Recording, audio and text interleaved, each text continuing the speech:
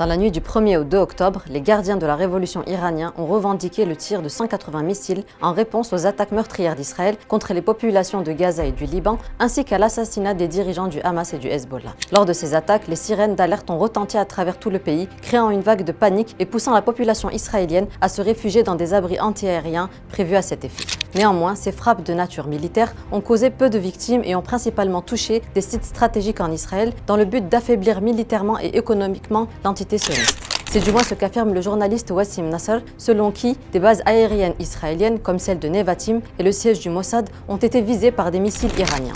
Cette réponse iranienne attendue depuis longtemps s'inscrit dans un contexte de tensions croissantes entre l'Iran et Israël, surtout depuis l'assassinat du chef du Hamas Ismail Haniyeh, tué lors d'une attaque israélienne alors qu'il se trouvait à Téhéran le 31 juillet dernier.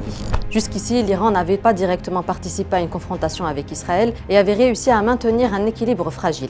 Cependant, les récentes attaques des beepers piégés qui ont causé la mort de membres du Hezbollah, ainsi que les frappes israéliennes sur le Liban qui ont conduit à l'assassinat du chef du Hezbollah Hassan Nasrallah, ont rendu cette riposte inévitable. De son côté, Netanyahou a déclaré que l'Iran a commis une grave erreur et en paiera le prix. Les réactions des pays occidentaux ne se sont pas faites attendre, réaffirmant leur soutien à Israël malgré leur silence face aux frappes israéliennes sur Gaza et le Liban qui ont provoqué bien plus de pertes humaines et matérielles. La situation au Moyen-Orient semble évoluer rapidement vers un risque de conflit régional qui serait sans doute dévastateur pour l'économie et la sécurité de toute la région. On vous tient évidemment au courant de la suite et en attendant, à bientôt sur Nouvelle Hub.